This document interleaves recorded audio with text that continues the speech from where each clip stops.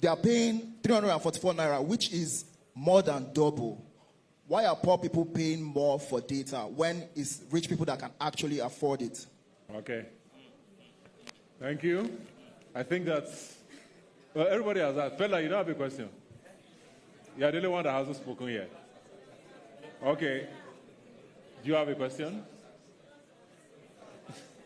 All right.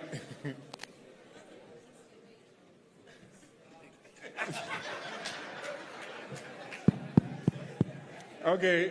He doesn't have a question. It's fine. He actually had a question, but I think it was addressed by the lawyer that said that very soon. You've answered. His question was, why not they borrow data again? Okay, so I think it was already addressed already. All right, so we have to start with Pamela's question about 30 days, and for 10 days he didn't have network. Then we'll go from there. Hi, everyone. Are we still in the court session? So do I have to... Yes, we are. I can cut you off. Okay, my lord, with your permission. To respond about the issue around, I just want to talk about the issue that really is about how your data gets rolled over, right? When we look at data bundles, there are two key components.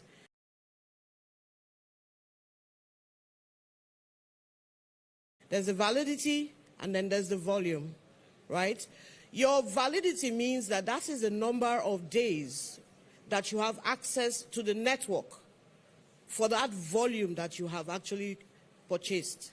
The volume is the extent to which you can use the network and the amount of data you can actually have access to on the network within your validity period. Now, based on an industry-wide policy, there is a rollover framework that is in place. And what that means is that if you purchase a bundle that is less than 2 days, right, if you don't use it, like you spoke to, you know, it's raining, there was a problem, or maybe positively you were out of town, yeah, and you didn't get to use it, you actually do have an opportunity to have it rolled over when you purchase a data bundle of similar validity. Now, if you purchase a bundle of even higher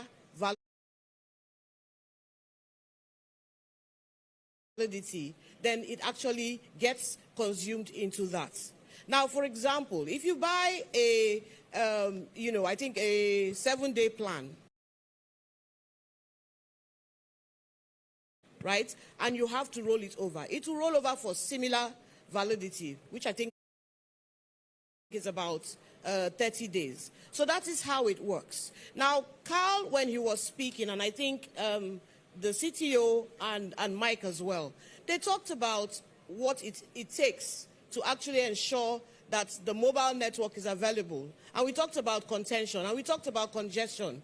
So it is almost borderline impossible when you look at the unit economics of it to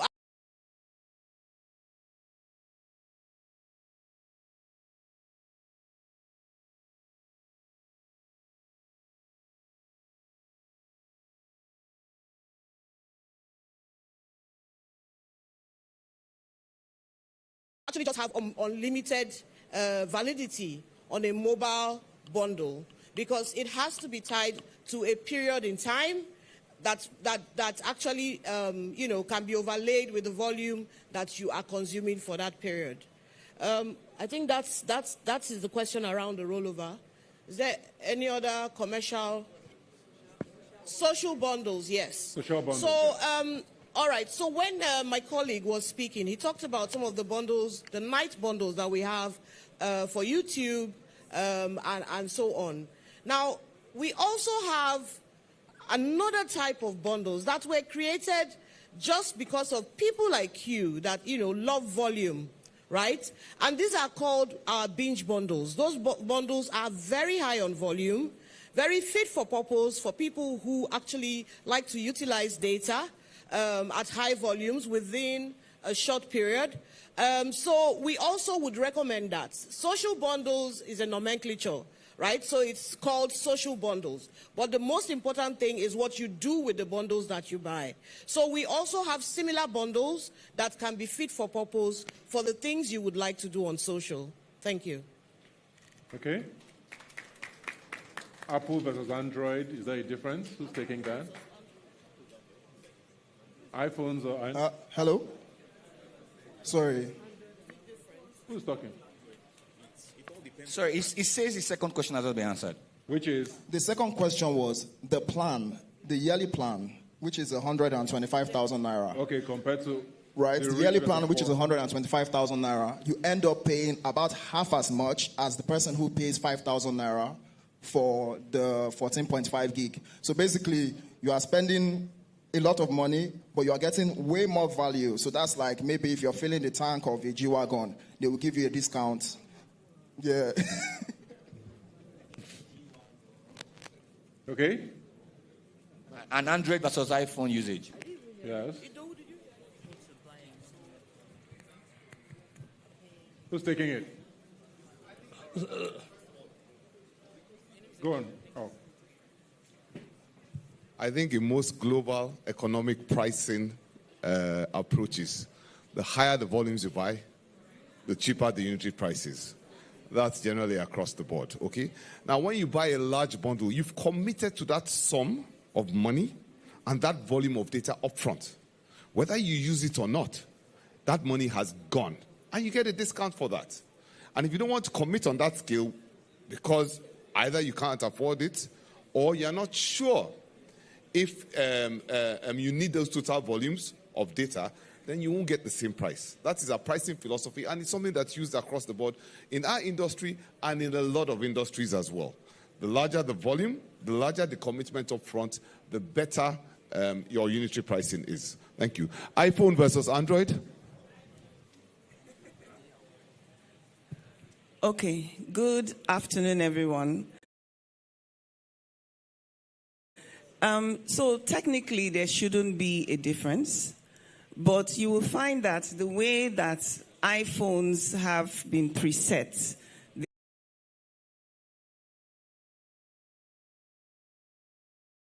they are preset to give you the best. So you have configurations on your iPhone that are set to the best, to the highest, resolution, the highest pixel, the highest everything on an iPhone. Because iPhone wants you to experience a certain quality. The lady from Techno, she was talking about how they have optimized their phone so that they can allow you to use your data better. So the manufacturer has done it differently in Techno, which is an Android. But generally, iPhones want you to have the best. So it will be at the top resolution, at the top everything. So it's on you to now sort of... Yes. So, but if you have the same settings on both phones, there shouldn't be a difference. Okay. What was the question? Thank you.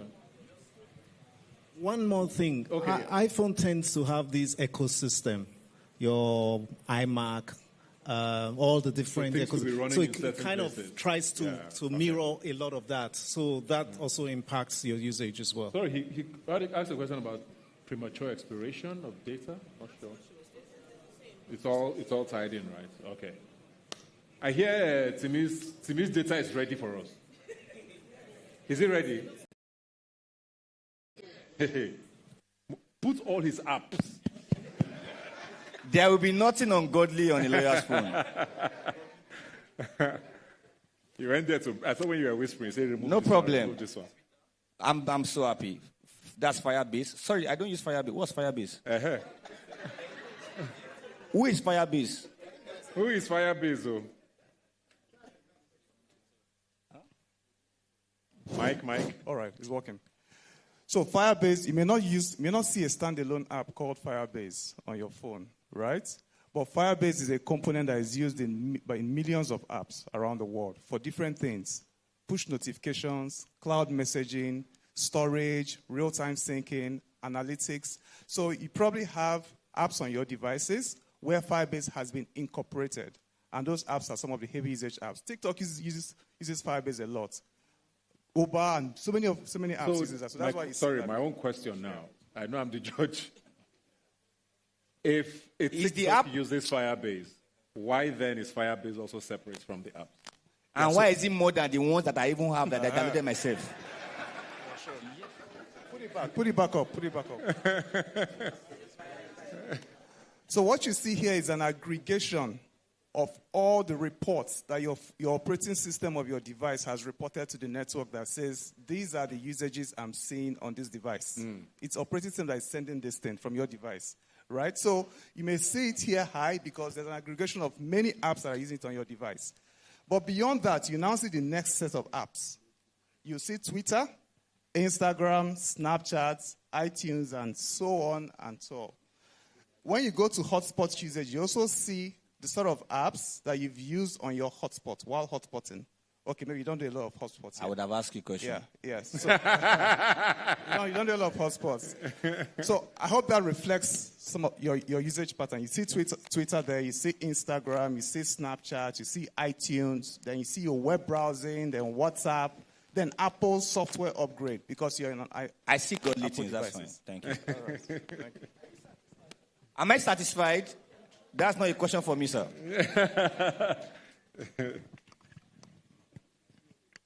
All right, thank you very much. Can we put our hands together for ourselves, first of all?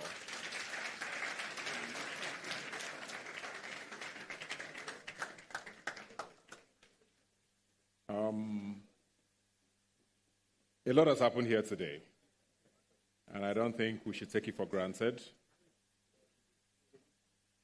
But before we go, just to give us very quick closing remarks for a minute or two, I'd like to call on, she's been on fire today. Please put your hands together for Ogonwa for us. Thanks. Don't break my glasses.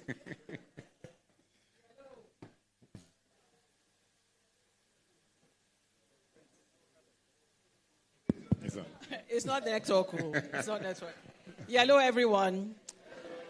I want to thank you most sincerely for everything that we've come here to do and have done successfully, which is to engage one another and learn from one another. The prosecution team was stellar, led by their lead prosecution counsel and robustly supported by everyone who is representing our customers today. I'd also like to let you know that typically the people on the Defense Council today are also representing our customers. You may not see that today, but what they do every single day is what you are doing today. They hold us accountable. They hold every single executive here accountable to deliver you a robust experience, an experience where you can say, I'm on the right network, I'm with the right brand, everywhere I go, my needs are taken care of. That's what the Defense Council tends to do. But today, we put them on the hot seat so that they can answer the questions that you have put. One of the things that this has shown is that this sort of engagement is very important. We're learning every day. I mean, the questions you were asking towards the end, I think it started heating up towards the end. The questions you were asking, the frustrations you feel are real. But I hope that we have been able to explain how a network runs, how we bill, how we actually audit our systems, how we're held accountable by all our regulators to make sure that we are not making money just like that. I want to point out that there is no point. We don't want to crash our networks. We don't want to not give you service. The only way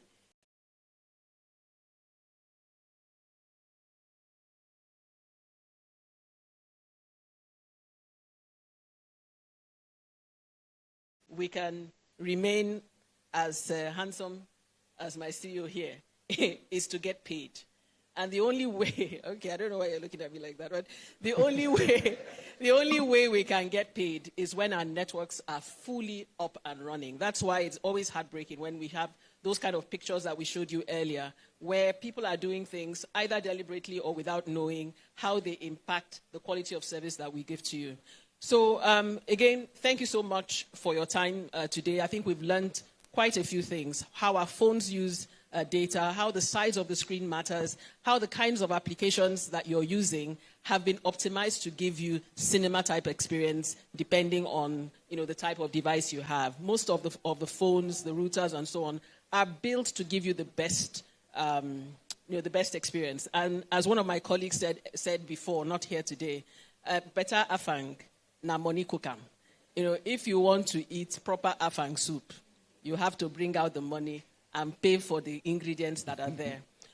Going forward, we have a lot of information for you for the rest of this campaign. We've talked about the data calculator. The data portal appears to be very popular. We're very happy about that. We'll make that available to you by the end of this month on the MTN app, on our self-service portals. We have other things that we're also running. Because we know these questions will remain topical, we're working with the Lagos Business School to have what we call the data experiment, where we're going to recruit Nigerians from all across the country to test the networks, to test how much 1 megabyte, 1 gigabyte, 1 terabyte will do for you. And this will be overseen by the Research Institute at the Lagos Business School. We're really focusing on radical transparency. The only way that we can convince you and not confuse you about your usage is to be radically transparent. And we're going to keep on working together to make that happen throughout the rest of the year. We look forward to further engaging with you. If you have any questions at all, please do not hesitate to get in contact with us, and we're here to answer. You can see that everybody was very eager to engage and to answer you from what you were asking about. So thank you very much once again. For anybody traveling back any part of Lagos, do you want me to say anything else? Okay, anybody, anybody traveling to any part of Lagos, we wish you safe travels. Thanks once again.